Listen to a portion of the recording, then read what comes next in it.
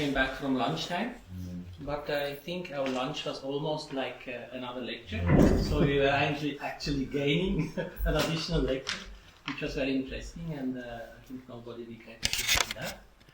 But nevertheless, after having a little bit delay, we are now having the second lecture, which title is Jnana Bhakti, Navigating Advaita and Devotion.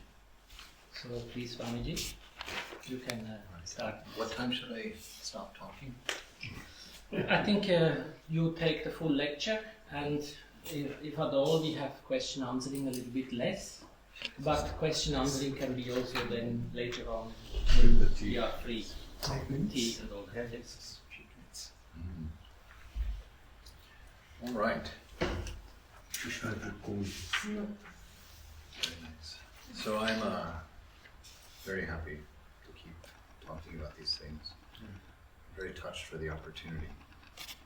We were talking this morning about life as religion, how really just living life with awareness will allow you to know the Vedas.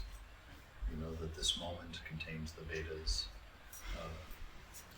and that it's up to you to extract them from the experience of the moment, that this same moment is the same moment that the Vedas were created in, the same moment that the Bible was written in, the same moment that Buddha had his enlightenment, the same moment that Jesus had his realization and lived his life, that it's a common, unending experience of the divine. And to read the Vedas of the moment, we talked about the only thing necessary is awareness. Through awareness, you can extract the Vedas from this very moment. And we read that scripture about where Vivekananda says, by Vedas no words are meant, no books are meant. That they are extracted from reality, that this reality, this moment, contains the truth within it. And to the observant practitioner, this moment is God.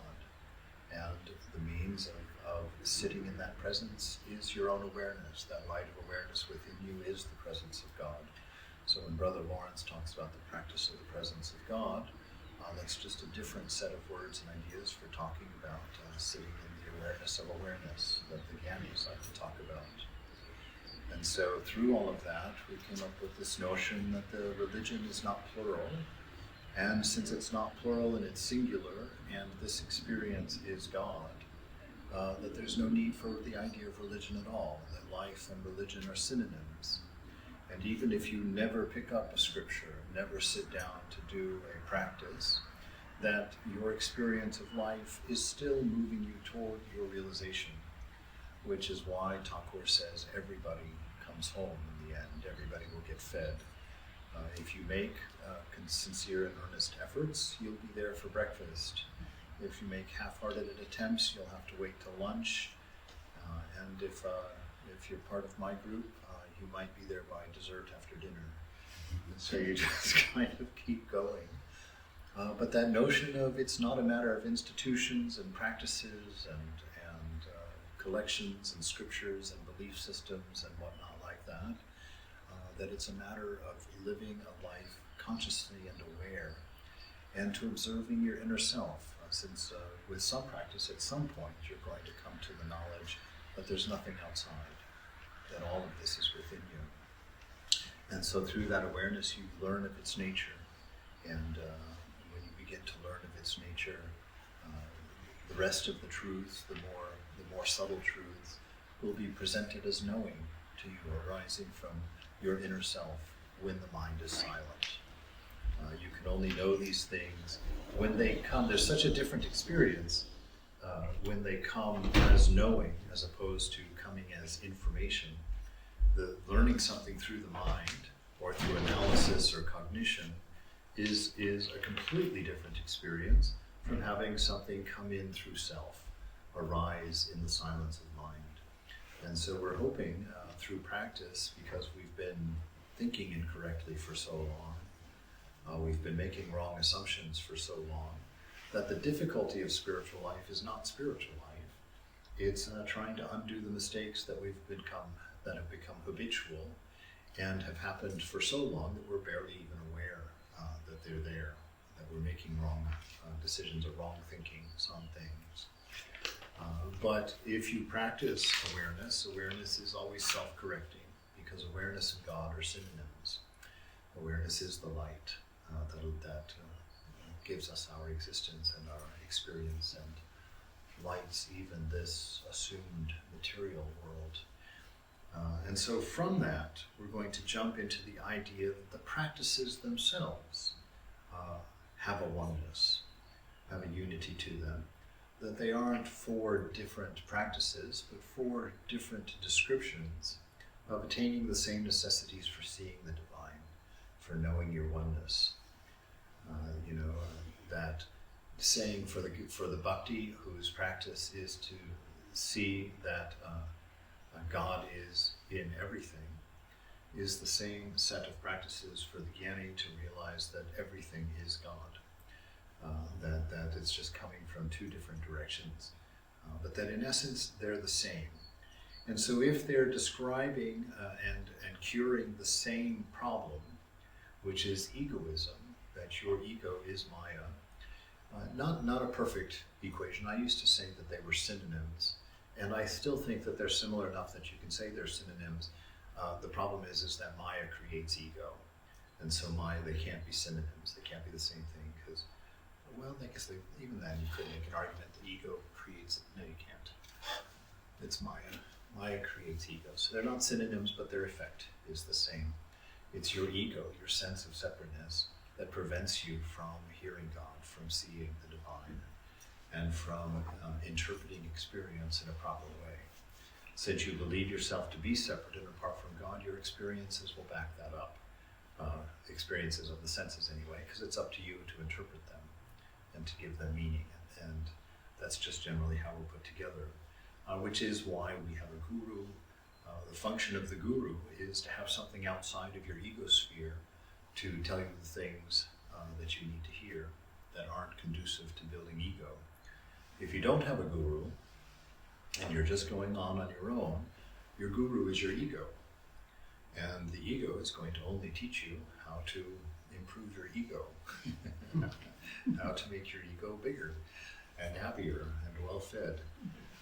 And so you'll go along and pick practices that are comfortable and that jive with the wrong thinking you already have, and won't challenge you too much.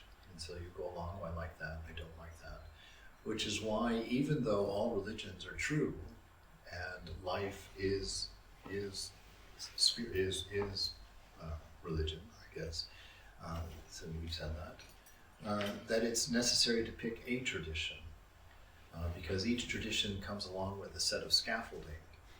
And if you borrow a little bit of scaffolding from this building and a little scaffolding from that building, you're going to have a very weird contortion when you put it together. It may or may not allow you to reach the heights you need to reach.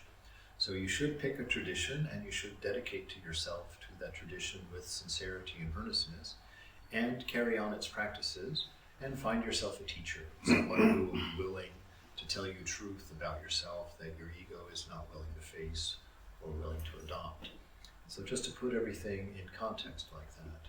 Now, as we approach the different paths, Ramakrishna was quite a revolutionary in this regard, because my understanding is that at one time these paths were considered exclusive and separate from each other. That a Jnani was a Jnani, and a Bhakta was a Bhakta, and a Raja practitioner, a meditator, I guess, was a meditator in that sense. But Vivekananda, Ramakrishna, Holy Mother, kind of changed that notion. They say they teach more that it's a matter of disposition and emphasis, so that you pick the path that's most conducive to the way you are as a person, your disposition, but that you stick to your main path not as a means of exclusivity, but as a means of emphasis. If you're a person who has strong emotions and you're kind of live in that sort of world, then bhakti is an extremely effective path for you. If you're a person who can't sit still, asking you to become a Jnani or a Raja Yoga practitioner, forget it. So Karma Yoga is better for you, so you can stay active and engaged. If you're someone who's very inward focused, what do they call that? There's a word for that. Introverts. Introvert, there it is. If you're an introvert, then Jnana or Raja Yoga are great choices for you. But no matter what your emphasis is, it's helpful, and I have found I'm a bhakta by nature, it seems. Yeah, intellectuals have pretty much ruled that one out. But bhakta, but I love jnana.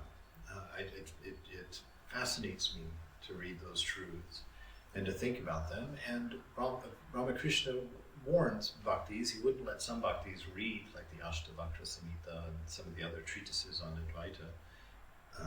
Assuming I got the right name there, but he warns against it because it can undo your bhakti, because it doesn't really talk in terms of God and relationship.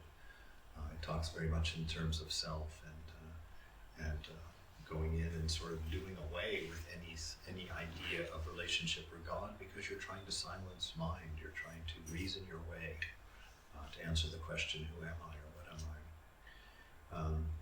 But there is a way, since both of them, all the paths, are taking care of the same problem, which ultimately is ego removal. All of the paths disassemble your sense of egoism, your sense of separateness.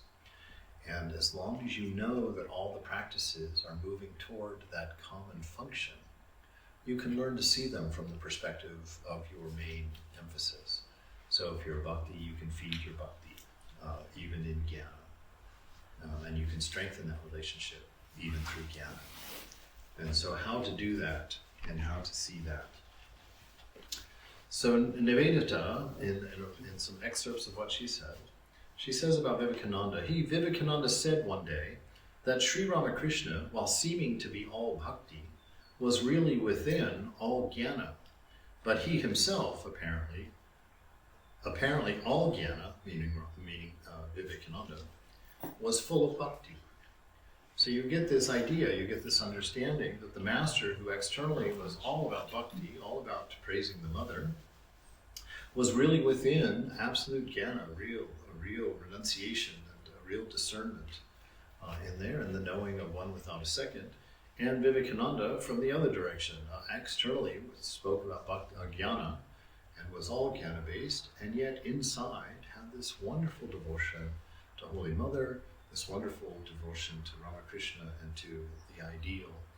And so that the two can, and seemingly, healthily, exist within you. And so how is this going to happen? In the Great Master, the Master therefore always taught us, my children, all of the I's, such as I am the son of so-and-so, and I am the father of so-and-so, I am a Brahmin, I am a Sudra, I am a Pundit, I am rich, and so on, are unripe I's. They bring about bondage. Give up all of these and think, I am his devotee, I am his son, I am a part of him. Keep this mood firm in your mind. Or he would say, tie the non-dual knowledge, Advaita, in the hem of your cloth, and then do whatever you like. Right? And the reason for that, tying that jnana into the corner of your dhoti, or in Western terms, putting jnana in your pocket, the reason for that is that it will prevent you from becoming a fanatic. This idea of the oneness of all things, the one without a second, will always remind you in the back of your mind that as much as you love Thakur, he is not the only way. Because I think it's in the first paragraph of Bhakti Yoga by Vivekananda where he says one of the primary pitfalls or dangers in bhakti is that you're inclined to think that your way is the best way. Much in the same way a person will think my partner is the most handsome or most beautiful person in the world, and then feel the need to go around the party and tell everybody else how ugly their wives are. And parading your own around to see she's so much better.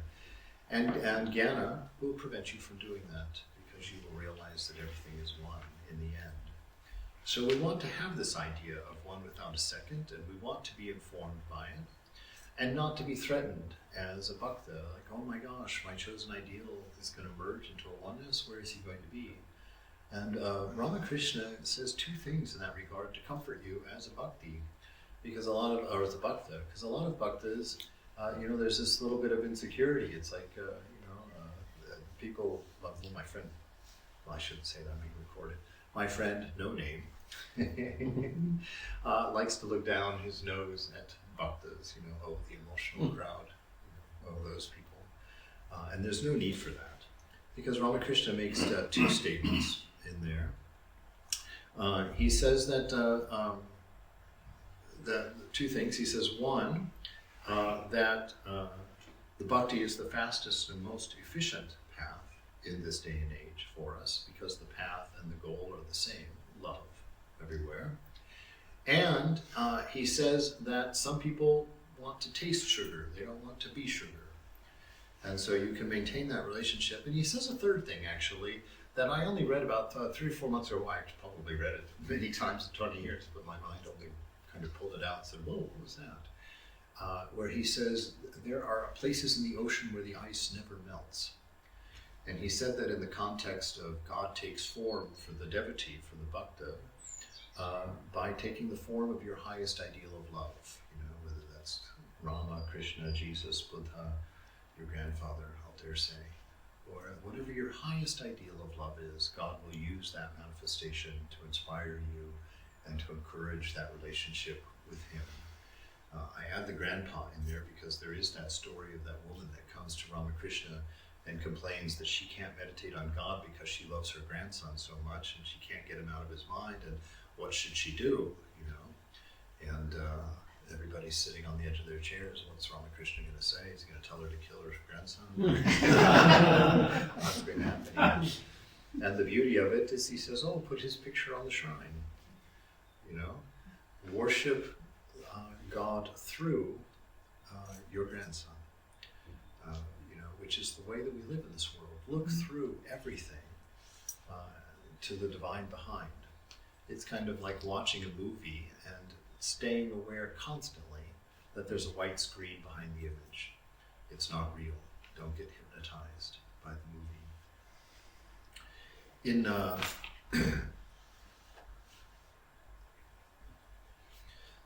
So the Master says, the Master accepted all the doctrines of non-dualism, Advaita, qualified non-dualism, and dualism.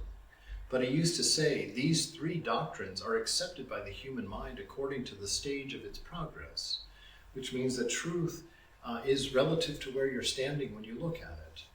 Just very much like walking that trail to the top of the mountain, that image we've heard all the time. That as you climb up the mountain, you're going to get a different perspective of the world around you. And when you get to the top of the mountain, there's not going to be a mountain. You're standing on level ground at the top of the mountain looking at the world from a very different vantage point, and there you can see the oneness of all the paths. You can look down and see them all coming up the hill. And so that these things are all a matter of progress. And so Jnana and Bhakti and all of the paths like that also can be seen in that light. And that's where that idea that they're all looking at a same truth and the same problem and coming up with different solutions for how to solve it. And you're supposed to know through your guru and your own knowledge of yourself which one's going to be the fastest way for you to go. If you can go straight up the mountain, like at Shanti Ashrama, my goodness. Shanti Ashrama, they have a Duni hill, they call it. It's a very steep hill, and at the top is where they had the Duni fire, Trigunatita, and the devotees up there. And so we would all walk up there. And Trigunatita, he was the Jnani type, and that path literally goes straight up that hill, and it's so steep in places that we've gone and put stairs in for going over those places. So if you're that kind of person, you can do that.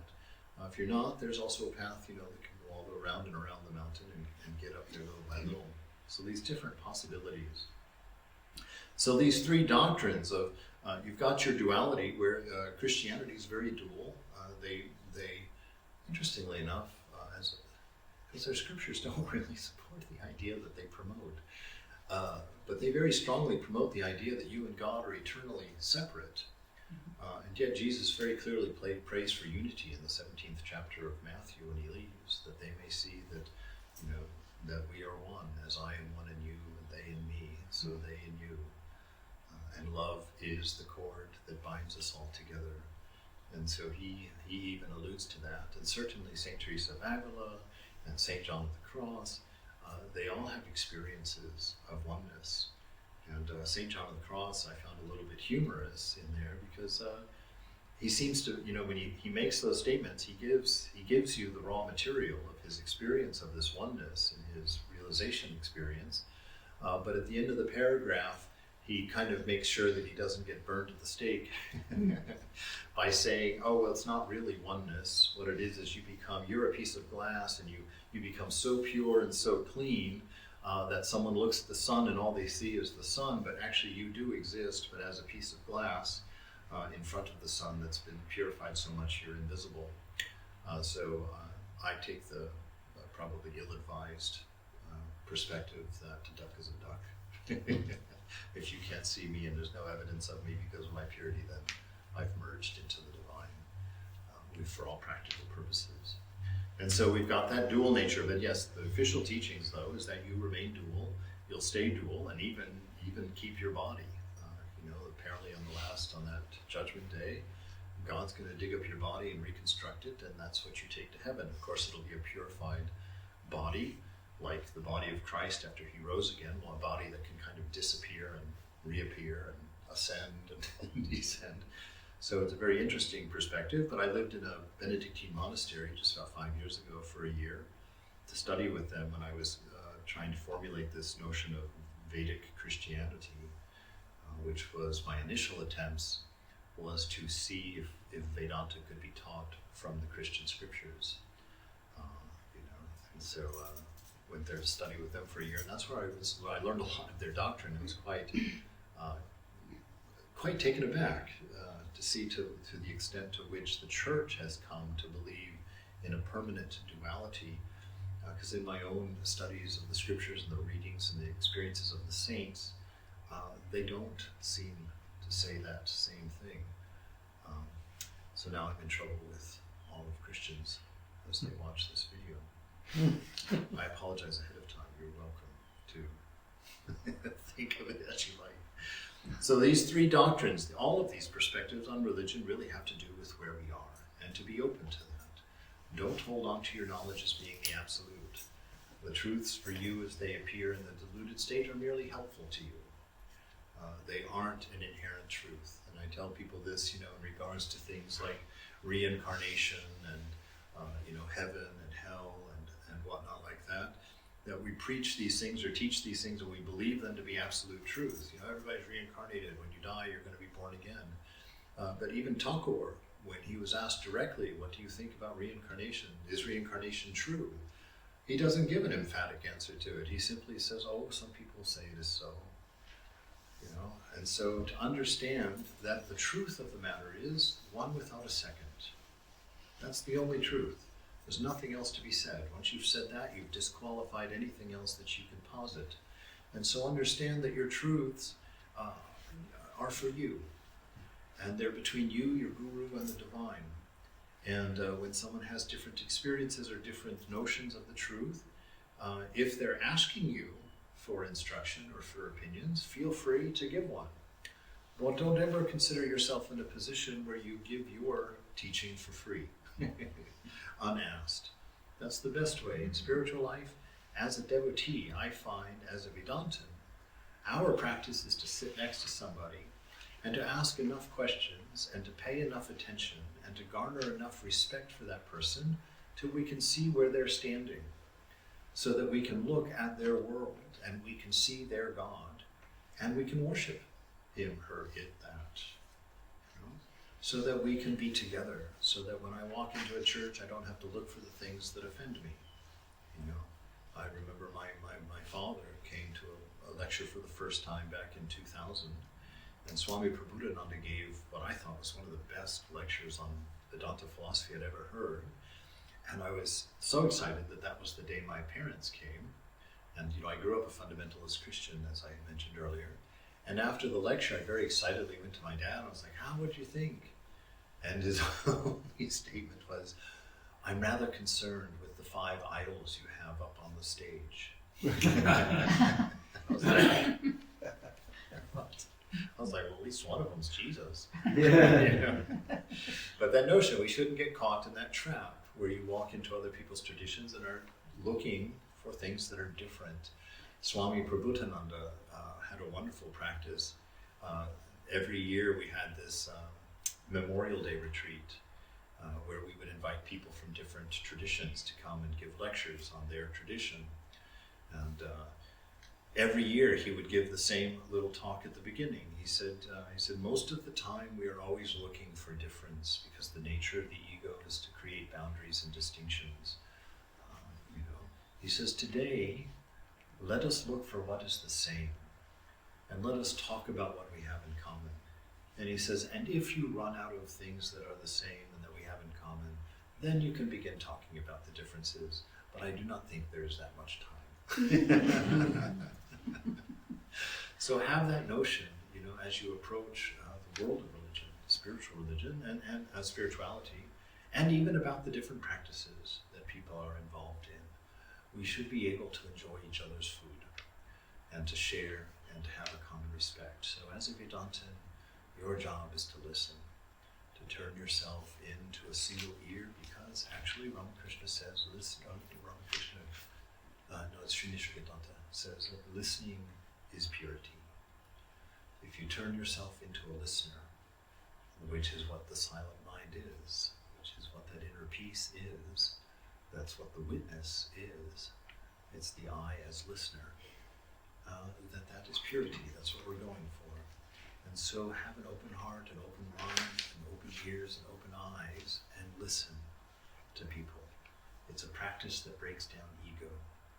I heard a wonderful lecture on NPR one time on listening. It was this woman, she was a psychologist, and she said listening is one of the most important things you can learn to do as a human being, and it's the only thing that they won't teach you how to do.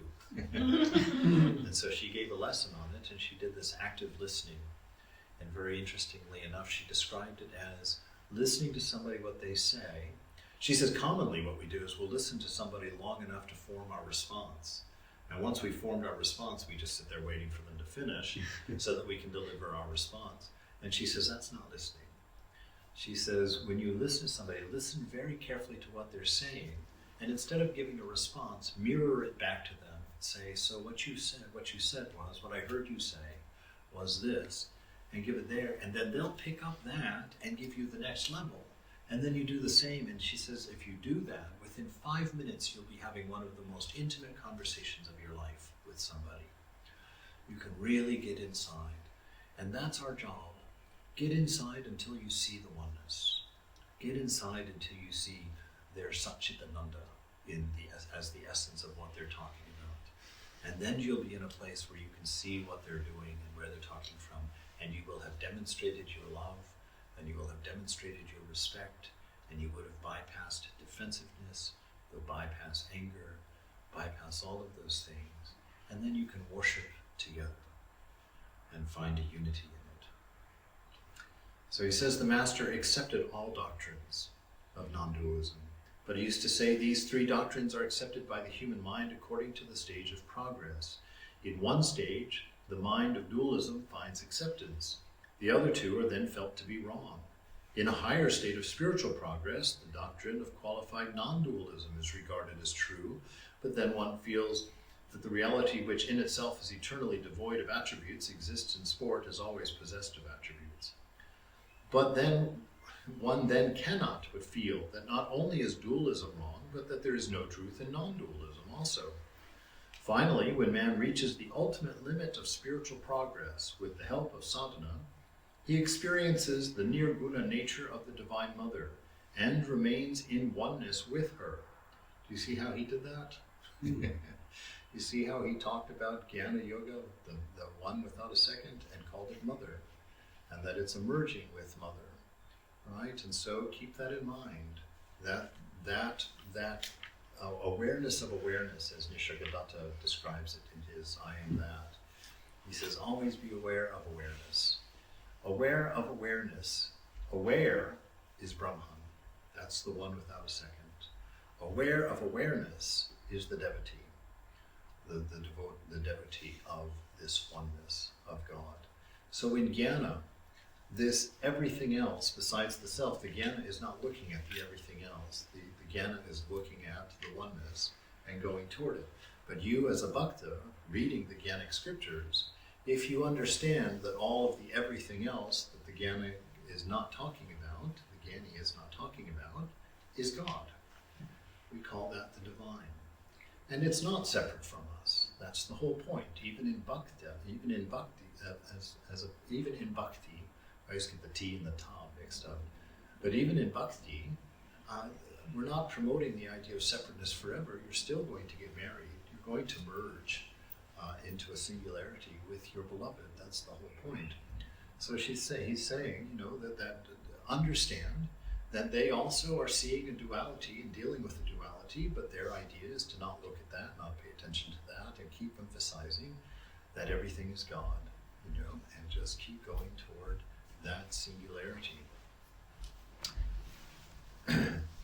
So he says, finally, through this sadhana, we experience this nirguna nature of the Divine Mother, and we remain in oneness with her.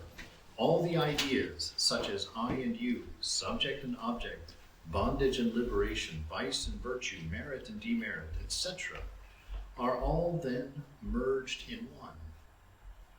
And at that point, they won't be true anymore. At that point, that one without a second is the only truth. But until then, it's not true.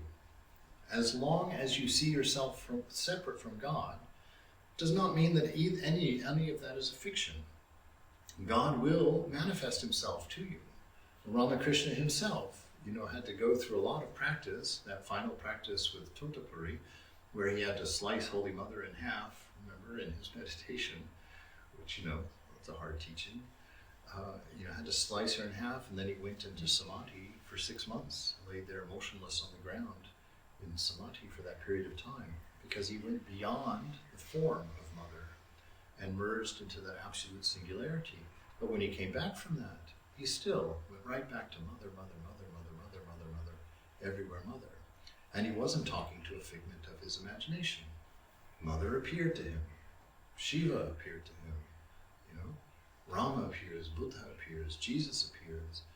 So it's not that one is a fiction and that when you grow up, you'll get rid of your idea of Santa Claus and know the truth.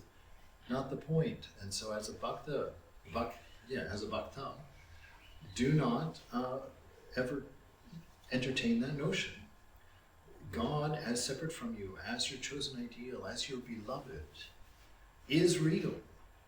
And if that's the stage you are in, God will choose your highest ideal of love to embrace you. Because his point is not what you think or what you feel. His point is to express love, to express himself to you, to reveal that oneness to you, that beauty. And the ideal of love is a singularity, is a oneness. That's what it means to love somebody. That's why the two highest teachings in all the religions is love. The Christians break it into 2 pieces. Love the Lord your God with what? With all of your heart, your soul, your mind, and your strength. And the second greatest commandment is like it, to love your neighbor as you love yourself. So all of them are screaming unity, and yet for love to be expressed, there has to be 2. And this is why the nature of the universe seems to be broken into the absolute unchanging and Shakti, Shiva and Shakti. You've got the noun, that is the love, existence, and wisdom and intelligence, and then you've got the expression of love, existence, and intelligence. And that's why we made that point about God does not exist, God is existence, and etc. In Exodus, in the Christian scriptures, it says, Moses said to God, suppose I go to the Israelites and say to them, the God of your fathers has sent me to you, and they ask me, what is his name? Then what shall I tell them? And God says to Moses, I am. This is what you say to the Israelites. I am has sent me to you. And this wonderful notion in I am that. M says, even to say that you are not the body is not quite true. In a way, you are all bodies, all hearts, all minds, and much, much more. Go deep into the sense of I am, and you will find. How do you find a thing you have mislaid or forgotten? You keep it in your mind until you recall it. The sense of being I am is the first to emerge. Ask yourself, from where does this come? Or just watch it quietly.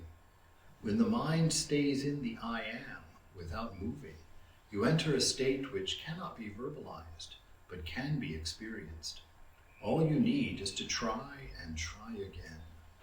After all the sense I am is always with you. Only you hate attached all kinds of things. All you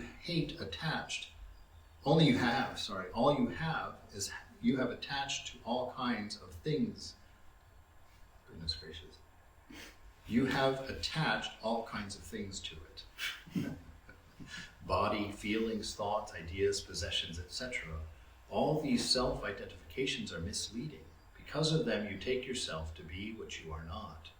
So you see how he's talking about this relationship with I am as a relationship. So even here we have Sri Nisargadatta, one of the primary founders of Advaita Vedanta, setting up this I am, which we just saw from the story of Moses, is the name of God, the name of the beloved. And by focusing on this I am, the Jnana is going to say, just focus on this sense of I am, and you're going to think, oh, there's no God, there's just this sense of I am. But as a bhakta now, you can look at that, there's his name.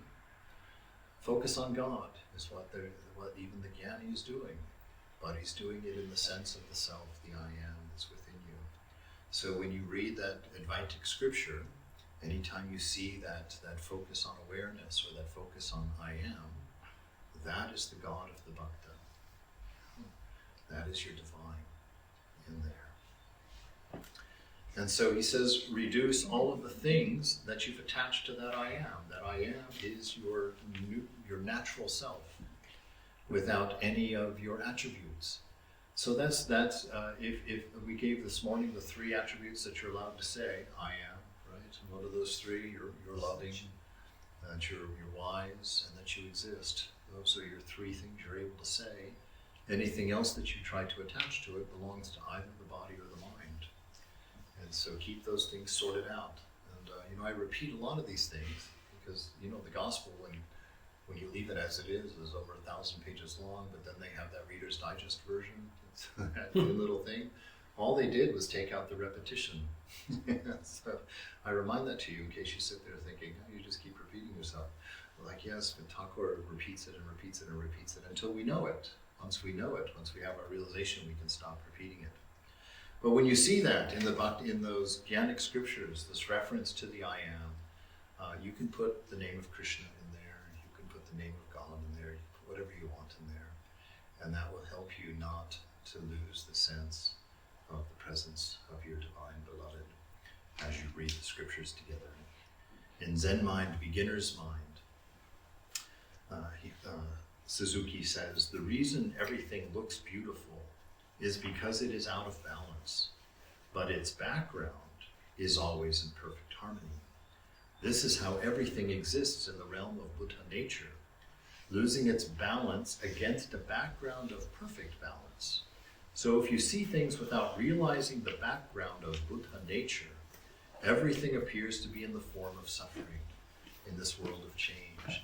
So you see, even in Buddhism, they've replaced Brahman with Buddha nature. It is the unchanging absolute, which is the background of all of the imperfect or out of balance foreground. And that the 2 of those working together, that Shiva and Shakti, is what allows us to experience beauty, is what allows us to experience love, peace, all of these divine qualities we experience when those 2 coexist. And Ramakrishna is really one of the few teachers that says both are true.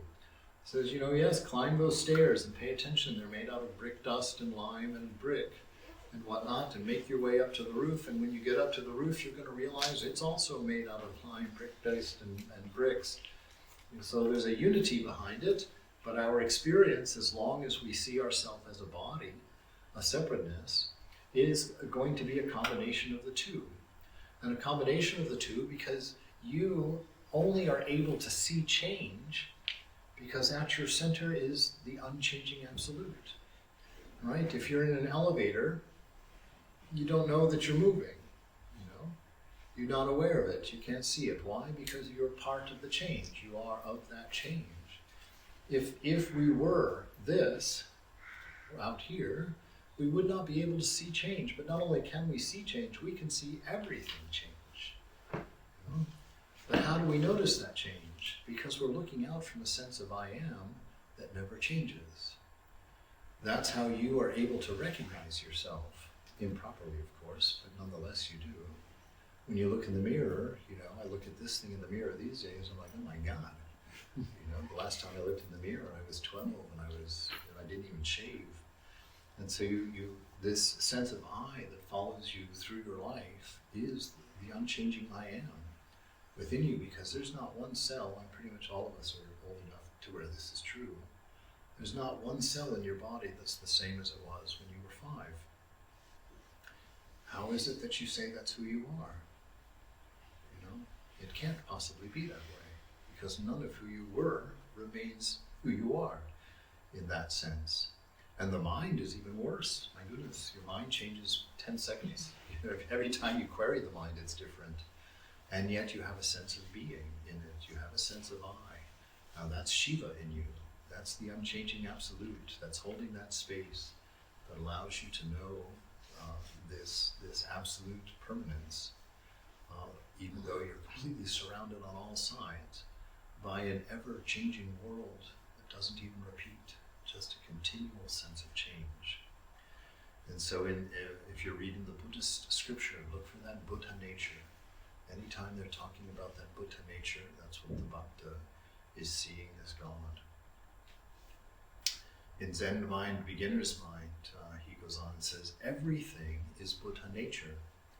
It means everything is Buddha nature itself. When there is no Buddha nature, there is nothing at all. Something apart from Buddha nature is just a delusion. It may exist in your mind, but such things actually do not exist. Right? So again, there you've got God hanging back there. Yes, you have created the whole world. You know, Thakur makes that shocking statement, everything is mind. And we talked about that a little bit this morning, right? That you have no evidence of anything outside of your mind. Everything, this entire you live in your own universe, separate from my universe. Your universe revolves around you. My universe revolves around me. And the realized universe doesn't revolve. It just is. And so this sense of Buddha nature, that there can be nothing apart from it. If you take away God, what have you taken away? You've taken away existence, you've taken away intelligence, and you've taken away love. And what is there beyond that? You know, in this universe where everything is motivated by love, and everything is an expression of isness, and intelligence, which allows us to progress, which allows us to grow closer to the divine. Intelligence, which allows our renunciation, allows our discernment, allows us to sort ourselves out from body-mind. If you remove that, you have nothing. Those are, even the qualities themselves are temporary at the moment. So I'm just going to go through here as a big list of these ways that the Buddhists in particular, because Ramakrishna says in the Great Master, this is something the Buddhists don't like. I'm leaving that fight to the Master. But the Master makes a statement. He says, Buddhism and the path of knowledge, meaning Jnana, are the same. And it makes sense, because Buddha was a Vedantist sannyasin, raised through the teachings of Advaita Vedanta, and came to his realization through it. And the Buddhists make the distinction, well, that path didn't get him anywhere, and it was when he discarded that path that he had his realization, so he wasn't a Jnana. But that's not the case. Every Vedanta knows that you have to discard everything for that final realization. Everything has to be let go of. What happened with Buddha is that he took this knowledge, and because he angered the Brahmins, and rightfully so at that time, because they had begun to oppress the people through their notions of ritualistic worship and pujas, and held themselves in a state of privilege, he spoke against that and got run out of India because they were the ruling class. They had all the power. So he got run out of India there, and he took his teachings and went across the Himalayas. No one had done that before. because it was a taboo for a sannyasin to cross the Himalayas or the ocean. So you had these beautiful teachings of the Advaita Vedanta go out into a world that had no context for them. So of course they got assigned to the one who brought them over the mountains, and it became Buddhism, and it has stayed Buddhism and taken now on its own ideals, not its own ideals, but its own descriptions and its own practices according to the different cultures which it engaged in, which I think is a beautiful thing, and I think that's the reason that Buddhism has spread around the world and Hinduism hasn't. Because Buddha got disassociated from its identity and then became a part of whatever it touched, right? And so you've got all these numerous different types of Buddhism out there, but all of them at their center are Jnana Yoga, teaching people to make this distinction in there. So here's some of the things that are in Buddhism that are pointing to the idea of God, to help you just get an idea of what it looks like in Jnana, so that you can identify it as you study those scriptures and don't feel God being dismantled. Moment after moment, we are creating something, and this is the joy of our life. But this I, which is creating and always giving out something, is not the small I, it is the big I. Right? So there you see, that's one way of it. In Buddhism, they'll talk about the small I versus the big I. Well, that big I is Brahman. That big I is God, the doer. That's the dilemma. How does Brahman do anything? And if he doesn't do anything, how is all of this happening? Not to be understood. That's one of those koans that's meant to break your mind so that you can get out. But this I, which is creating and always giving out something, is not the small I, it is the big I. Even though you do not realize the oneness of this big I with everything, when you give something, you feel good, because at that time you feel at one with what you are giving. All right, so that distinction is there. Look for that big I, do I. Who is the doer? Because Buddhism, even like Jnana Yoga, makes a distinction between the doer and you. That's one of the most startling truths I of course, still wrestle with, but certainly the number of times that Ramakrishna says in the Gospel that you are not the doer. And if you've let that pass without taking a serious look at that inside to have an experience of non-doership, you're missing out. That's a wonderful meditation to sit and think, how is that true? How can I not be the doer? What is it that I'm seeing? What's going on? That I have such a sense of doership, because that is a key. That is key to understanding why we use the word delusion. If you can't understand why you're not the doer, then you haven't begun to unpack the idea of delusion, the idea of ignorance, and how it works. And you can see with very few questions honestly asked that you are not the doer. You can see that your ego has this constant ongoing narrative that is always adjusting itself to keep you in the position of doership. And the way what I was thinking of when I was analyzing that notion of not being the doer, trying my best to think, because I have this idea that I'll share, because I think it's important. These truths aren't meant for your head. They're not meant for philosophical ideas. God can't be found by building philosophical castles in your mind. These things are descriptions of truth, and if it's truth, you should be able to touch it. You should be able to see it. You should be able to have an experience of it. And you have to be careful, because it was only like 3 months ago, I was just telling somebody today, where it first struck me, this idea of I'm not the body. I'm not the body, I'm not the mind. I've heard that for 23 years as a sannyasin, as a monk. And I was just kind of, I'm not the body, I'm not the mind. That seemed like I understood what that meant. And I was sitting in the shrine like 3 months ago, and that thought came into my mind, and I was like, that is so weird. I've been accepting that as an idea for 23 years now, and I can't tell you what that means in any practical sense, in any experiential sense at all. And that's when I began starting to go inside and give those attributes, and breaking out the 3 things I can say about I, and then making sure that when I spoke in language, I never associated my I with something that didn't belong to Satchitananda, so that I could learn what is the body, and what's my experience of the body. And that's when I began breaking down my desires, understanding when I chased down the source of my desire, they were always either from the body or from the mind. That desire never came from inside. We mentioned that this morning. But the way you become aware that you are not body and mind is by becoming aware of your desire and becoming aware of the source of your desire and seeing that the desire is always in front of your senses, always in front of the light of your mind. It doesn't come from knowledge. It doesn't come from being. And so get in there and understand. If you say, oh God, I'm so tired, never say that, because you are never tired. The body is tired. Right? Oh, I'm so angry. Don't ever say it. The mind is angry. So you can say the mind is angry. So start speaking the truth. Don't keep reiterating your delusion by associating your I, which is very pure and very beautiful, with all of these things that don't belong to it. And you say that's such a small thing, but wait until you start doing that as a practice and you realize how often in a day you reiterate an untruth about yourself. And how are you as a Vedantin ever going to realize if you allow yourself to speak incorrectly of yourself constantly, again and again throughout the day? It's impossible. So be aware, you're not the doer. Go in and find out what that means.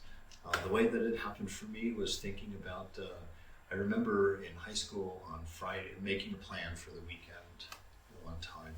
And I told my friend on Monday that I was going to go to the movies with John and Sally on Friday night.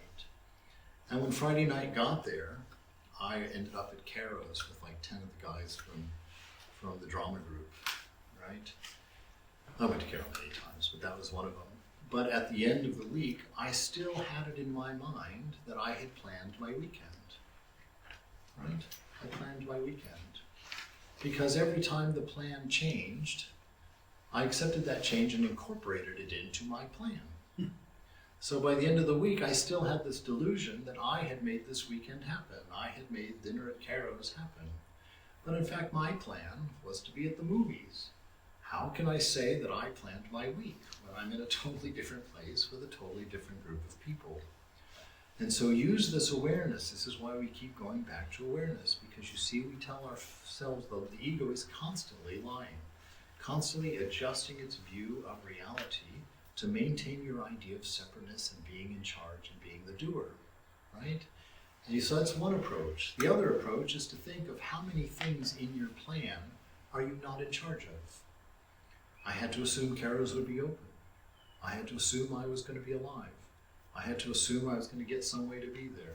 I had to assume that none of my friends were going to be sick, that none of us were going to pass away in the next 5 days. There's 1,000 things that you assume that have to be true in order for your plan to manifest. Are you the doer? If most of the things that allow that thing to happen are not given to you to control, that's just an approach to kind of start to shake that ground and to understand what it means to not be the doer, to be the observer. That in fact, doership, first of all, nothing's being done. It's very much like a dream, right? In a dream, you can build yourself a castle, and when you wake up in the morning, you're going to be very disappointed when you go outside to move into it. It's not going to be there. Why? Because nothing happened. No castle was built, even though you may have fully experienced building that castle. You may have exhausted yourself in building a whole castle in 6 hours of sleep. It's still not going to be there in the morning. So that's another way of viewing it, to understand you're not the doer because nothing's happening. So this world is dreamlike in its nature. He says not to be attached, this is again in the Suzuki, not to be attached to something is to be aware of its absolute value. Everything you do should be based on such an awareness and not on material or self-centered ideas of value. So everything, be aware of its absolute value. What is the value of this thing? Is it lasting? Is it eternal? This car, what is the absolute value? Do you know what the absolute value is of everything around us right now? What? It's a bucket of potting soil. That's the only thing you can collect in this world. Go out with the most handsome or beautiful partner you can find, add 120 years to their life, they're a bucket of potting soil. Buy the most expensive car you can, give it enough time, you can put it in a bucket as potting soil. The most beautiful home, biggest mansion, give it time, turns into potting soil. So all of your efforts in this world are to collect potting soil. So remember that when you feel attracted to that Bang & Olufsen stereo in the window. Give it time, it will become potting soil. So it doesn't say don't buy the stereo. It means buy the stereo but don't be attached to it. There's nothing there. It's a bucket of potting soil. And understand that, realize that, see things in their absolute value. Don't be trapped in this temporary nature of things. He says, if you limit your activity to what you can do just now, in this moment, then you can express fully your true nature, which is the universal Buddha nature. This is our way. So limit your activity to what you can do just now in this moment. Then you can express fully your nature. Why? You've got to take this one apart, right? Because if you're just in this moment, what can you do in a moment? Right, in just this moment? Well, not much. You need a story to do, right? How much of the story can you fit into just this moment? You're going to have to drag in a past and a future and a sense of many different things. This moment, being in this moment, is where you find your freedom, right? Because if you believe or are fully present in this moment, you understand that the past is a concept, your future is a concept, and that the only thing real is what is. And then you try and grab it, and it's already in the past. So by being conscious of the present and what that means, you understand that nothing is what it seems, right? You have a choice. It's an interesting choice. You can believe that the moment exists. And if you believe that the moment exists, you can't possibly believe in a past and a future, because they're contradictory. You say, oh, how is that possible? How is that contradictory? At one point does the future become past. It's instantaneous. No matter how closely you measure, if you believe in a past and a future, you cannot believe in now. Because at what point is now here before it's in the past? It simply isn't there. And if you believe in the now, where is your past and future? They have to be imaginary, or they have to be projected. The past is a collection of imagination, and the future is a projection of an imagination. So see things as they are in this moment alone, and then you begin to see Buddha nature. You see that things are a continual stream of change, unrepeating change. Sri Nisargadatta goes even farther and says there's no such thing as cause and effect. Why? Because cause and effect don't exist without a boundary, right? A cause is an effect is a cause. And the only way you can sort them out is if you set this boundary and say between this point and this point, this is a cause and that's the effect.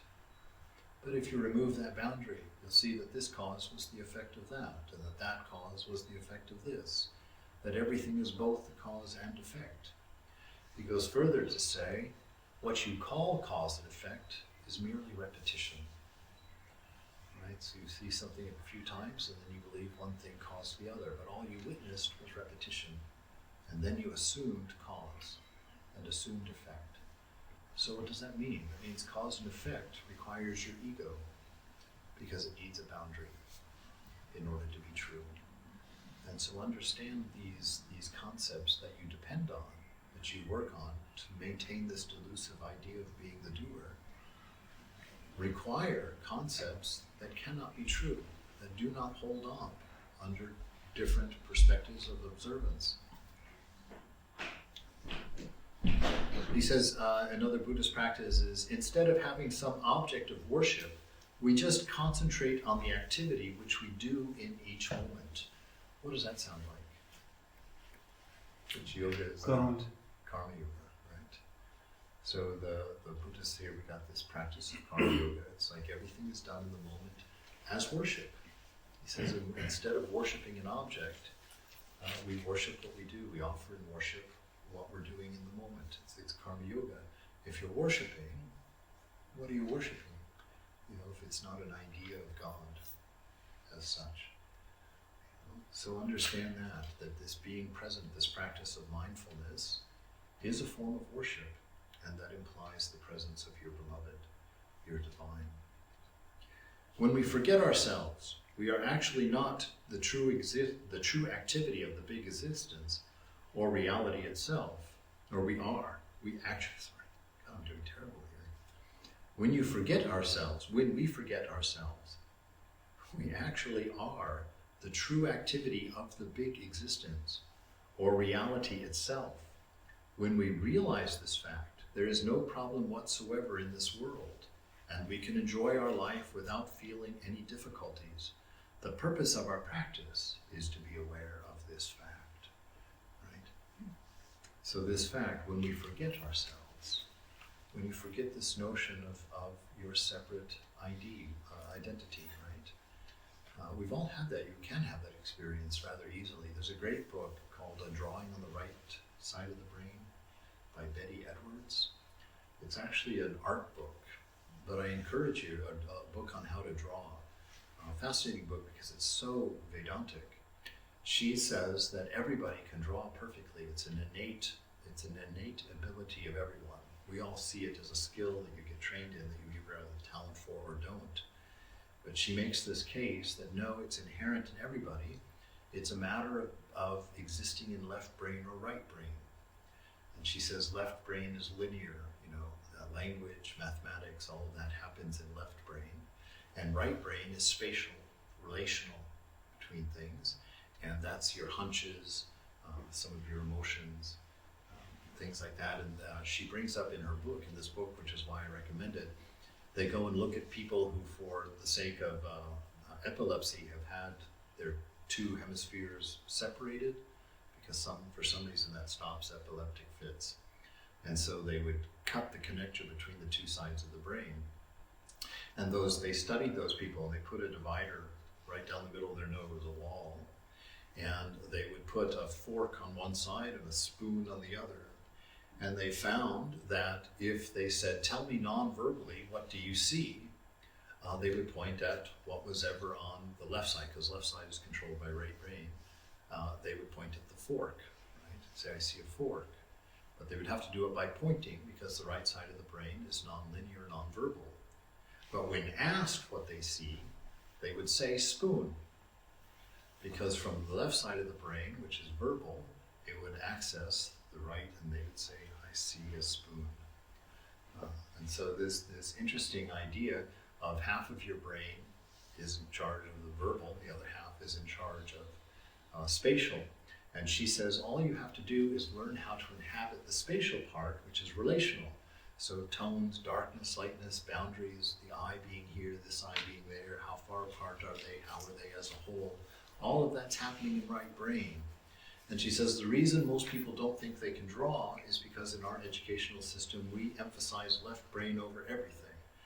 Everything is verbal, mathematical, sequential, linear.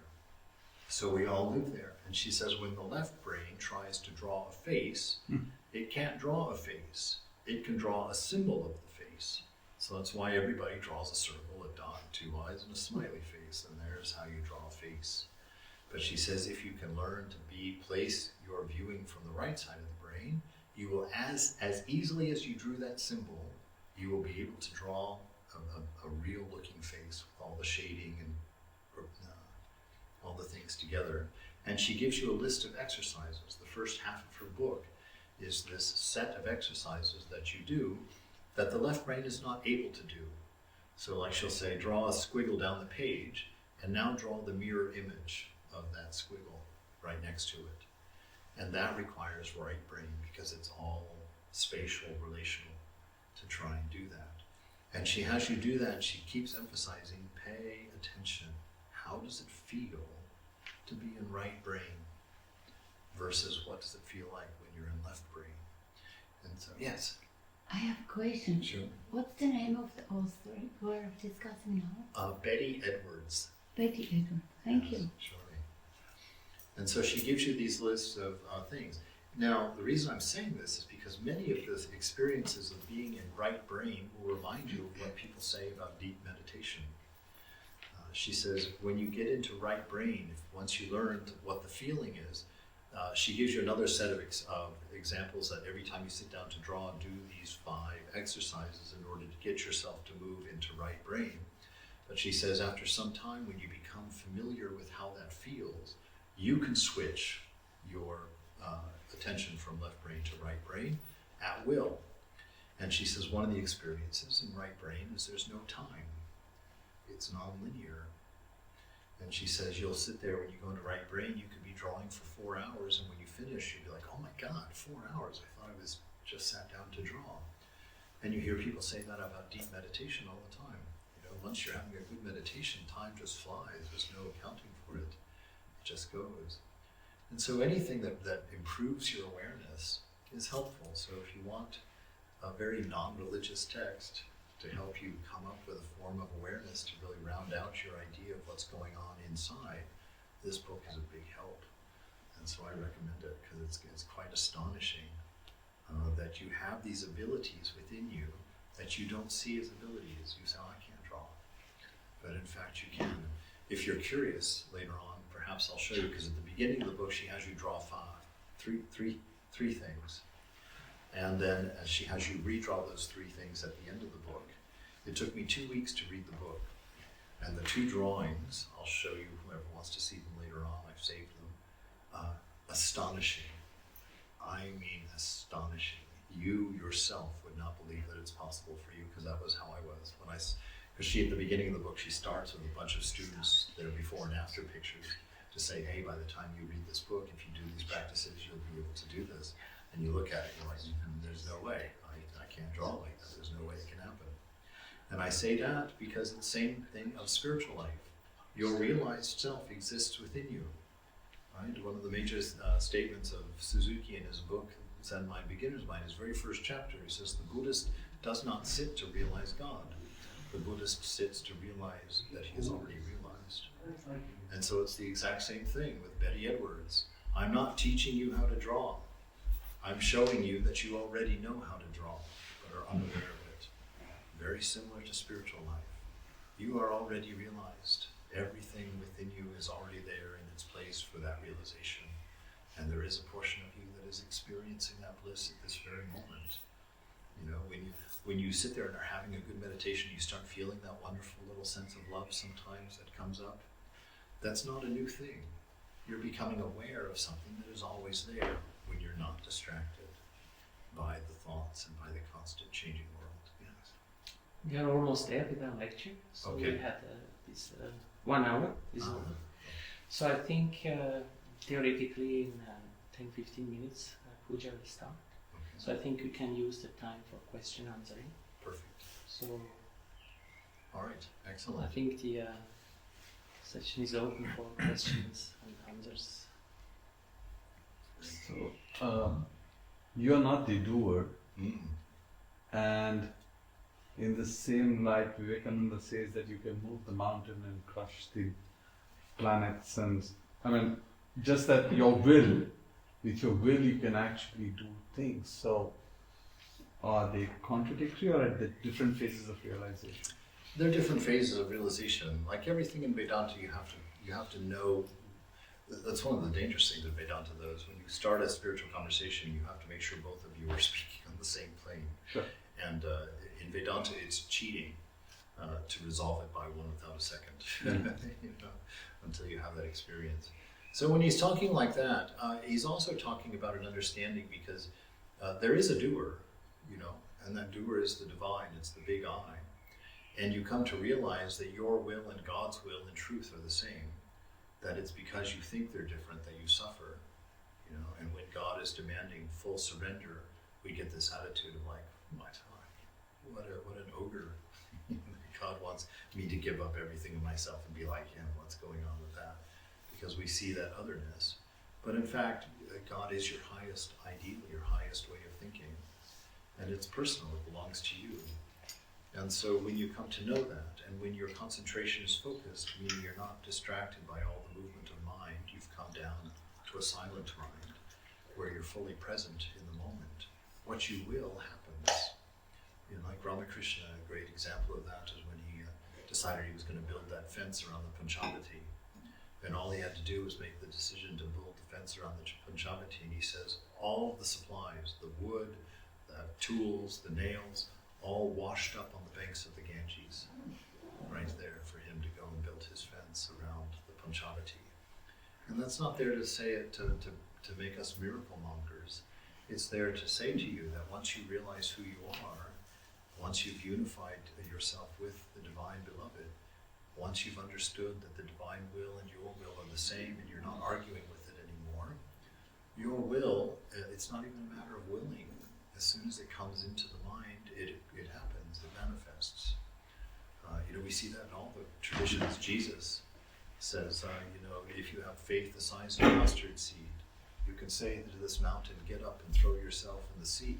And he gets emphatic at that point. He says, verily, I tell you the truth, this mountain will toss itself into the sea. And so that is the point of the realized soul. So when he talks about that unified will, when he's talking about that you're no longer driven by the will of the senses and mind. You are inspired by the will of the divine. And that will is what we experience. That will is the isness. The second question was regarding japam. And the objective of japam is, at the first stage, is to make the mind single point focused, and then to get to the relational aspect with the Ishta? Or how does it, what are the sequence of the impact of japa, if I can? I think that's going to be very individual in its reality. But the whole point of japam is that your mantra and God are not separate. And so when you speak the mantra, you're evoking the presence, the real presence of the divine. And the more focus and attention you can place on that repetition of that word, the more powerful that becomes. And so ultimately, if it really is God being invoked, thou art that. And at some point that's going to occur to you. At some point you're going to see that as true. So as you're sitting there doing your japam, instead of just rattling them off, from what I've gathered in my practice, what you do is each time that you say that word, try and mean it. And one day you will. One of the things I believe Vivekananda says, if a single time you can repeat your mantra perfectly, you will have your realization. So the idea behind the mantra is to say it perfectly, to say it with a full understanding. Well, not understanding, that would be impossible, but with the fullness of focus that the manifestation is. Why do you say fullness of understanding is impossible? Well, because God simply can't be captured by understanding. It's a transcendent. So it's not a matter of understanding, it's a matter of it gets too big in the mind, shuts down in ecstasy, and God is. But there's not a relational connection. Can't be explained. So that way. Yeah, nothing you do can give you your realization. Some people say, oh, why is that? No, because the realization is the realization that you don't exist. So who is it that did it? Right? That's one way to look about it. The other one is if you're taking the straw off of your back, right, and you're going to disappear when that last piece of straw comes off, who's going to take the last piece of straw off? Right? Because you're not going to be there for that action.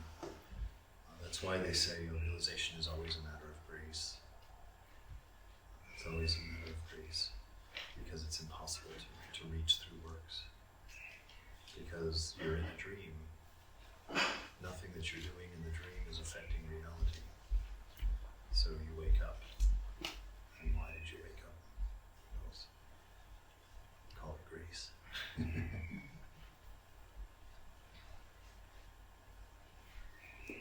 You were telling about the reincarnation that Thakur said that some people, they say so. So meaning that he never told reincarnation is there. I'm not I sure mean, that just that's true. I have 2 or 3 points to that, and please afterwards you can maybe put some light to it. Instead of that, Swami Vivekananda told that actually what we are is the sum total of our past lives, incarnation, and he gave the example of a ball which was hit, from all sides. So whatever we have, what kind of intelligence or cleverness or complexes, is the sum total of our past incarnations. Then, as a last question will be, if an incarnation is not there, or reincarnation, what is the end of our life? I mean, who is going to, realize after this life God? So what happens to the soul if this is true? So I tend rather to believe in incarnation, that this is a fact. Yes. I'm going to let you hold on to that. There's no problem in believing that it's a fact. The problem is that what is being reincarnated if there's one without a second?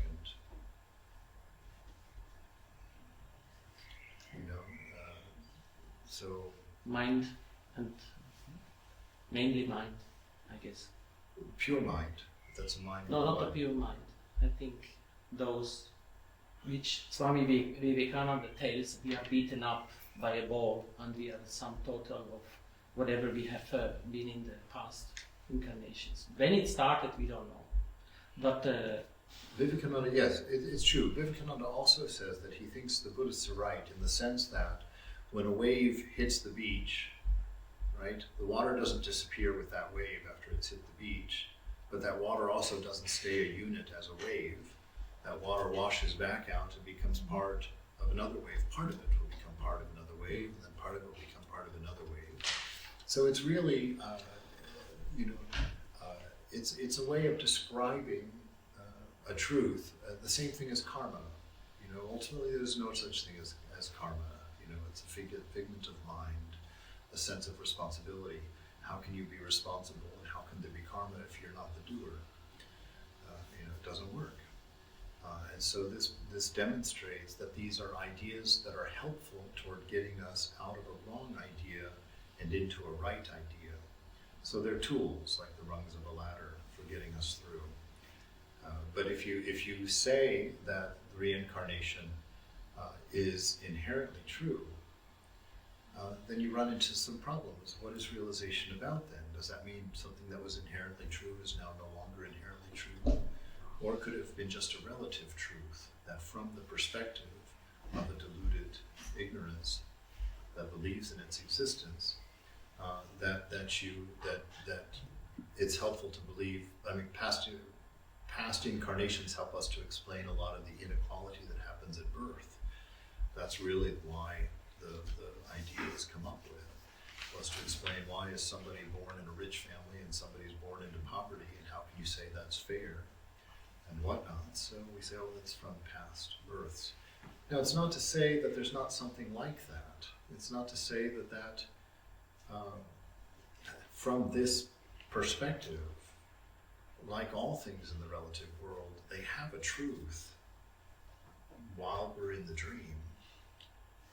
But at the end, when we wake up, we realize that none of it has any consequence. And that would include the tools of karma, reincarnation, all of those things which were helpful within the dream. But when truth arises, they're discarded. Which means you can't, if they were inherently true, you couldn't discard them. God is truth, right? Vivekananda also makes the statement, the only thing that follows you beyond the grave is virtue. Well, if virtue is the only thing that follows me, then where is karma? Karma is both good and bad karma. And if I'm paying for things in this life, then what followed me through, how can you say only my virtue followed me beyond the grave, if that? So it again gets to the point of at what stage are you looking at the concept? Exactly. It's a relative truth. And so, just like all of that, just like you can see God, but the ultimate truth is thou art that. So what are you seeing? You know, when Holy Mother, when any of those visitations happen, they all require the dream to have meaning.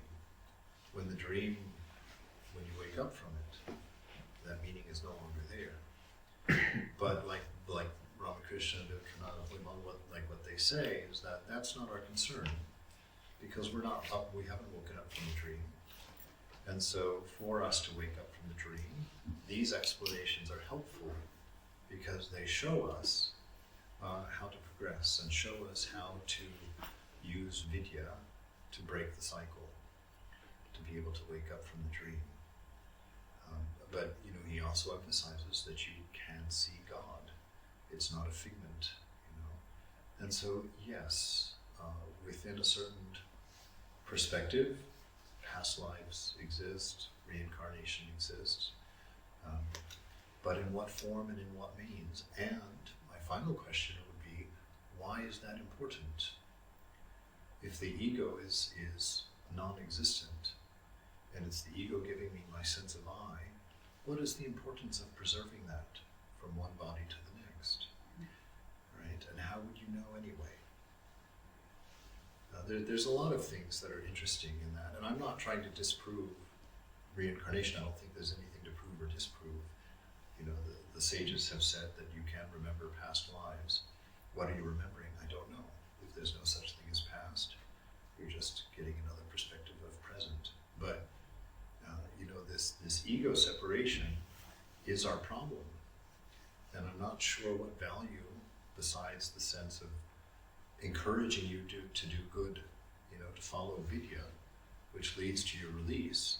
That's the point that it's there. The sense of karma, the reason that it's there is to give you a sense of responsibility in what you do, so that you can find the earnestness to get out. Otherwise you could be stuck here. Who knows? Who knows if we're even stuck here? But you know, that's the thing. It's like these truths don't really align with the final realization, which means they have to be a form of Maya. They have to exist within Maya. And so they are the ripples.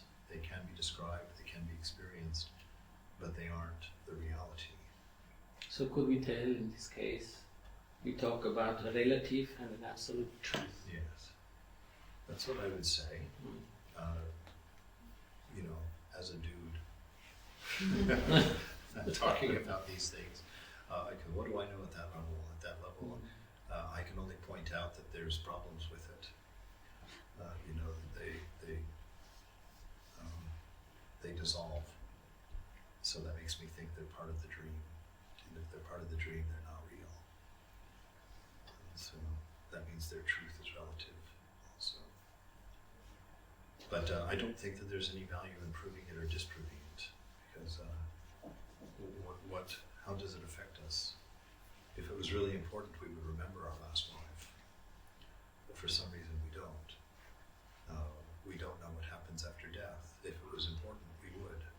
It's also good we don't remember. We already have enough problems to remember in this life. Is that true?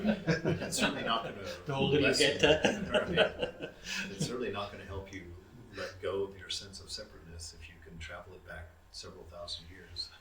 But some of these theories are giving us hope also, you know, if you have Yeah, that absolutely. perspective of Absolutely. future and all that. And I'm not saying that within the dream they don't appear true. You know, I'm just saying don't hold on to them. Learn from them. Use them as tools. But like Thakur says, you know, take one thorn to work out the other one, and then throw both of those thorns away. The idea of reincarnation would be one of those thorns. The idea of karma is one of those thorns. You know, use it as a leverage to train yourself to find truth, to give hope if that's what it gives, or to give responsibility if that's what it gives, or a sense of control. You know, that you. But we can't say they're true, for the simple fact, you know, how many times does Thakur say you're not the doer? Well, for crying out loud, if you're not the doer, how are you collecting karma? You know, if you're not the doer, how are you responsible for anything? And the ultimate truth is you're not responsible for anything. But if you give your immature view of yourself free rein like that, good Lord. What wouldn't we try? You know, what wouldn't we experiment with? That's my just armchair spiritual answer to it. You know, whether it's true or not, I'm not going to say. But I'm just pointing out that Thakur also made that choice. He didn't say, yes, reincarnation is true, and you should learn from this and be aware. He very non-committally says, oh, some people say it's so. So I take that attitude. No, some people say it's so. I think it's time to go to our next Could I just ask program. one question? Just a All short right. question. So, Abhijit, a lot of the stuff that you said, it reflects so much of also Advaita Vedanta, which says everything is a nitya, everything is impermanent, you know, everything comes down to potting soil after a while. How does one reconcile all that unreality and temporariness to Thakur's later on Vijnana, realization that God has become all? That I saw God in the cat, I saw God in the windowsill, I saw God vibrating in, How does one then reconcile all this anitya dream in the dream to the dream is God somehow, I don't know, just Let me answer that.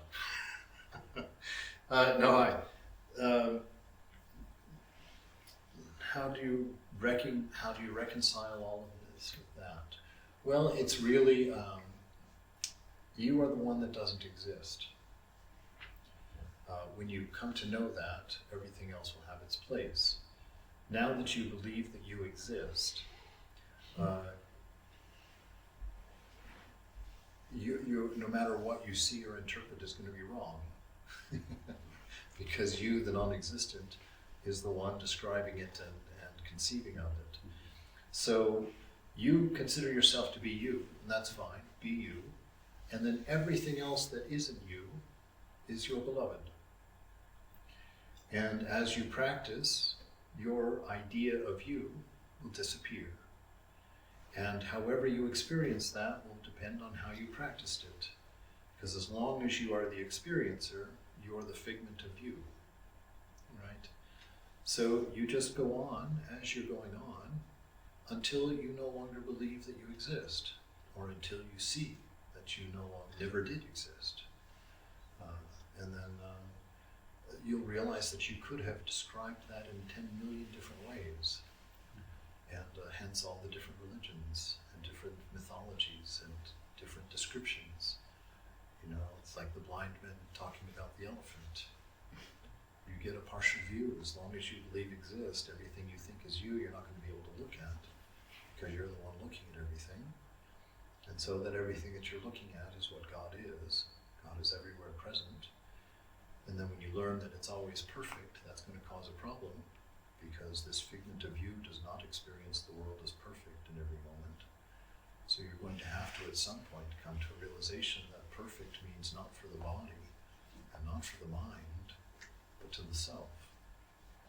And to finally understand that statement, God is everywhere present and always perfect, you're going to have to let go of your identity with the body-mind. And when you do that, the rest is self-evident. A very nice description from one of the saints that I hear once in a while on the YouTube, Chidbramhananda actually. When solving a mathematical problem, a lot of times you say, let's assume X is this. And then you start to solve the problem finally to arrive at the solution of the problem. So even to solve this problem that we are trying to grapple with, you need to start with an assumption, which is classically the faith that you start with, and then possibly in the end you solve the problem. So I think the starting point is still the faith actually, that this is how it is, let's start living the life this way, and then possibly we'll see it that way. Yeah, that would be a way. You could describe faith that way. I would say that instead of talking about faith, talk about your assumption that you exist as what you think you exist as. Because it's true you exist, but it's more true that you are existence itself. And so that subjugates everything else into you. So it's just not having a complete idea that you exist, a full understanding of what you are. You're just see, our fundamental problem, or a fundamental problem, is that we are that, but we have moved into mind, and we have accepted the world of change as being the real thing. And that world of change, we can't see it as a whole because it's fed to us in 5 separate parts. To the senses. Yeah. So only what you can smell, only what you can see, only what you can hear, taste, and touch. You're getting it through 5 avenues. So immediately you've got a problem. What you're observing is a unity, a one without a second. But you're having to reassemble it with only 5 pieces of it. And how many senses are there that we don't have? I find it hard to believe that everything that is can be fed through 5 senses. I imagine that even if you collected all 5 of those senses, you probably have almost nothing of what the reality is. But that's all you've got to work with. And so you suck all this information in through 5 senses. It comes into your mind through 5 different regions of the brain, and the mind stores it. And then knowledge, in the sense that we talk about it as body minds, knowledge is drawing the relationship lines between all these disparate pieces of information that we've sucked in through 5 different sources, right? And what the mind is trying to do is, the mind, I think, in its nature, is aware of the one without a second, but it's only being worked with the 5 senses because that's how you've identified yourself. And so it's trying, through relational mapping, trying to recreate the one without a second that it knows to be true inherently, but can only come to a partial arrangement of that because it doesn't know what's missing. You're trying to solve the jigsaw puzzle where a few puzzle pieces already lost, actually. Yeah, with maybe only 2 pieces. Yeah. Well, let's say 5 to be consistent. But there might be a 1,000-piece puzzle, and you don't even know of the other 994, 5 pieces. You know, that's how good my math is. How much is 1,000 minus 5? So you see, that's why it's just impossible. And it's why, in that sense, we sit to be silent in order to realize truth, in order to just let it be true. We can't get there by constructing it, by climbing the hill, or by doing. And so we live through the illusion, and Mother uses the illusion to wake us up at some point when she's ready to wake up. Swamiji, what I hear you saying, at least to my question, is how you reconcile all this seemingly temporary anitya stuff with Thakur actually seeing it as God. Is that depending on your realization, when you touch the Absolute, when you come back, you would describe it in just different ways. And some people would say that, look, it's still anitya, and they are still realized souls, but other realized souls may say, it's anitya, but I see God in it. And it's just 2 different descriptions of the same thing. Well, what it is, you also are God. You're not being excluded from that final realization, right? See, that's the funny thing about Ramakrishna. When he had his experience in the shrine where he saw the one without a second, or with Totapuri went into absolute nirvikalpa samadhi for 6 months there, Ramakrishna was gone. Ramakrishna was gone, and he never came back. But we, because we're bodies and we believe ourselves to be real, when his body began to move again, we were like, oh, Ramakrishna. Ramakrishna wasn't there anymore. Ramakrishna had understood there was no Ramakrishna. There was no there, right? And so he managed, because he was incarnation, he could grab onto a few attachments for loving the devotees or whatnot, or a need for a glass of water, or a desire for a piece of sweet. He because he was an incarnation, could reconstruct this body, this active self, but it wasn't Ramakrishna anymore. It was the Divine Mother. It was that, right? So he knew from that experience that he was the one that was unreal. He, as an independent, individual acting person, was the unreal. So the problem I have with that interpretation is that you're basically privileging Advaita Vedanta and this Nirvikalpa Samadhi to other forms of God realization with the personal God. Because I think when he realized Kali is light and all these other different forms, and Rama and Krishna and everything, I think that he already had that knowledge that, and yeah, I think.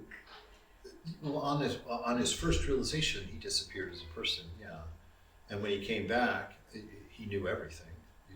But the point is that he realized that he was the one that disappears. Now, there was two things in there that I was going to say, and I can only remember one now. But in that, what was that thing I was going to say? What was my point at all? All paths end in Advaita, right? The ultimate truth is Advaita, one without a second. But he gives two choices, and it's a matter of choice, apparently. I find it incredible. I was very happy until I read the verse, or the instruction where he says there are places in the ocean where the ice never melts, right? I thought I had a good understanding of things until I read that, and I was like, what in the world are you saying? And I think that he was, at that level, we're never going to understand what that means, but what it seems to mean is that the heaven of the Christians can be real. That they can have an eternal company of God, of their beloved Jesus. Some people, that's all they want. But isn't that what the Bhagavad also says? The Bhagavatam, wherein you have the Chinmaya Krishna, where so you start with Dvaita, you go to Advaita, and then a bhakta actually, what mother instructed Thakur, that bhave Thakur, stay in bhav. Stay in Bhava, yeah. So isn't that what the coming out of Advaita and again living in that constant company with? For Thakur, perhaps, because I think Thakur, Jesus, Buddha, Rama, Krishna, they're all the same person who keeps coming back, again and again. In that sense, it's probably true, but you and I, Ramakrishna says quite clearly that if we experience Nirvikalpa Samadhi, it's finished. 21 days, Yeah, he could only come back because he was of an incarnation, and that power was unique to him. So only the incarnation can go up and down the stairs. So in that sense, yeah. But it is interesting, this idea there's a place in the ocean where the ice never melts. That has huge implications that I haven't processed, and I'm not sure I would be able to do that. Because it means that there's, I guess it's probably true, because he says that ultimately, probably true, of course it is true, but how do we wrestle with it? In one sense, I guess it's not really too much of a problem, because Shiva and Shakti are both real, and that's the realization. So if there's always this expression of God, and there's always God, then anything can be eternal, in that sense. And the creation is always, if it's not existing and it's manifested, it's still potentially present in its unmanifested form. But at that level, I'm not sure that I'm going to form an opinion or an instruction. One, because I don't think it would be possible, because I think at that level, it's not going to fit the mind. And the second thing is, I can't throw a football that far. So I'm not sure that, I don't know that it would be helpful to know the answer to that question, is the thing. And I don't know that we could even understand the answer if we were given it, because it would clearly be way outside the realm of experience.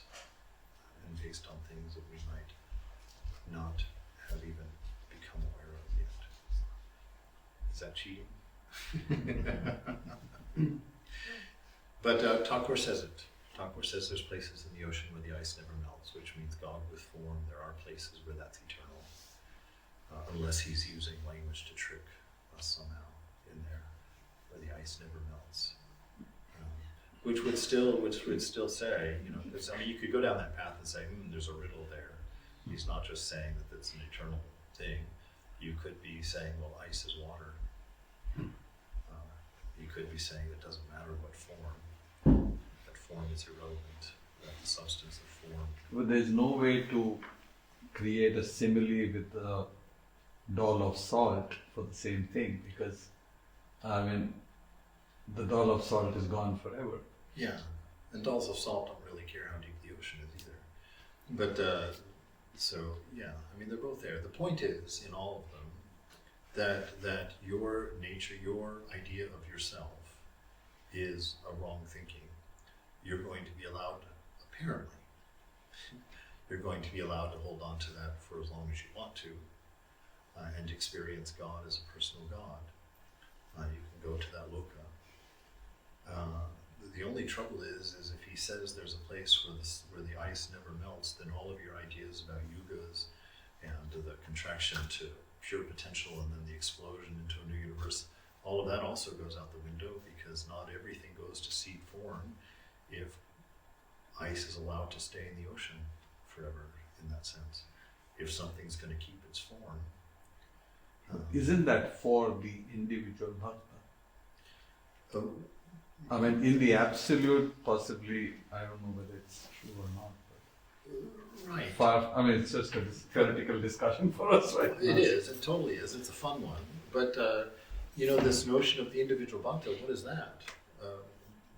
If we give that a final reality, all of Vedanta That's Advaita Vedanta, Swamiji, because the other two basically say that, you can, you're not going to get into nirguna. And no, but not just Advaita. I mean, even the other things begin to tremble a little bit, because that means that you're not going to have beyond time. You're not going to break out of causation. You're not going to break out of time. No, but according to Medhanandaji, he looks at this as a many-room mansion, salvation. As a mansion with many rooms, you can go to the becoming sugar room, or you can go into the eating sugar room, which has millions of variations, whether it's Allah or Jesus or whoever. And both of them are then nitya. Both of them are beyond time. And it's not the individual bhakta, he says, it's not the empirical individual anymore. It's the transcendent Atman or whatever, that if it had gone to moksha, it would have been beyond time, it wouldn't again come into seed form. But that same thing remains in this quartz area, where you and your Ishta remain in this eternal communion. Okay, but you're still putting boundaries on Atman. Real boundaries. How so? Well, who's the Ishta, and who are you? And how are you separate? And how are you in a room that's separate from other rooms? Atman is undivided. But it's true, because even as I'm saying that, I remember Ramakrishna, what's that crazy story, that when he decides to come down and manifest on earth, the first thing he says is that he crossed a wall in the indivisible. All right, that's a trick. Yeah. How do you cross a wall in the indivisible? And he was on the other side of the wall when he came over. Then he saw the 7 rishis, in deep meditation there, in the Nirvikalpa Samadhi, supposedly, and yet they had separation. There were 7 stars, and he goes and whispers in the ear of one of them. So you see, it's metaphor. There's no way we can understand these things. It's not of mind, not of relation. So I don't think these are answerable. We can come up with metaphors to deal with them. I think that's the best we can do. So I guess my very cowardly answer is accept the metaphor that works for you, but understand it's a metaphor. I think Thakur's saying is the best. You know, you go to the bar, you have your glass of whiskey, and you don't care about how many bottles of whiskey are there. Just go and. That's right. You didn't come to count the leaves. Yeah. No, I think that's the ultimate answer to it. We're not here to figure all those things out, and most of Thakur had so much of his experience where he said, "There's no, it can't be said. I want to tell you what it's like, but words fail. You know, the words fail because words require the dream. You know, words are sequential. There's subject, object, and verb in every sentence, and even the idea of one without a second becomes inexpressible. And what does that one without a second mean? Who even knows that? You know, because one without a second can only be true if all of this is illusory. Go ahead. So I have to go and pick up some fruits. All right. But so you have another 10 minutes. I'll just, for the puja, I need some fruits. So Swamiji, in the sense that when Thakur says, he tells things like, I saw the Divine Mother showing me things like this and like that. For you, it's also something metaphorical, and there is no sense of duality between the Divine Mother separated from Thakur, or how would you interpret it, or how would you explain this? I mean, the personal God exists only within Maya. You know, God, the Ishta, uses Maya to become your ideal, to manifest as your chosen ideal as the personal God. You know, so that's within Maya, which means illusion, or at least not necessarily an unreal in that sense, because you know, Thakur says it's not that it's unreal. There's something there, but it's not what you think is there. So it's along those ideas. You know, the best thing is this is where we are, and this is what we're experiencing. And from this perspective, God is other, and we're separate, and we can be in relationship with that other, and that it will manifest, and it's experienceable, which is all we demand for what is real from this level. So God is real, can be experienced, can be touched, and all of those things. But at some point, when our notion of self is dissolved, and there is no attribute or boundary within us, there's not a whole lot that can be said at that point.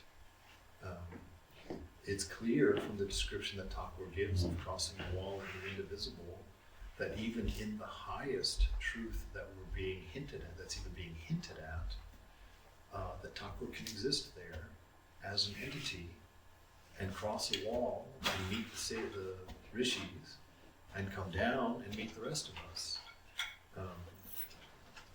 What does that mean? I have no idea. I can't get past the first sentence. I crossed a wall. I climbed over the wall in the indivisible. I read that many times without even thinking about it. I thought, that's cool. And then one day I was like, whoa, back up. Say that again. You've got a wall in the indivisible. Okay. That's enough to know we're not going to make sense of this. That's enough to know you're not going to explain it. And so we just have to wait and see. Go and see. That's what I think, that's probably what Vivekananda would say. I don't know, go and see. That apparently is available to us. You can transcend and go and find out. Thank you. Yeah. It's disappointing not to, oh my goodness. What a beautiful cat. We have I feel like I have a cat. I do not have a cat. But a neighborhood cat comes to my door every single morning to greet me. And I've started giving her treats. So now she comes 10 times in the morning to see me. But yeah, I I'm sorry I don't have an answer. I wish I could go into ecstasy and say, oh, well, let me get just a second. Oh yeah, this is what it is. I have no idea, and I don't think we have to. I don't even think we can, let alone have to. Because the mind, like I said, time, space, causation, past, present, future, all belongs to mind. And simply stopping thinking will show you that those things do not apply to the one watching the mind. And beyond that, good Lord, make it up. Nobody's going to be able to prove you wrong.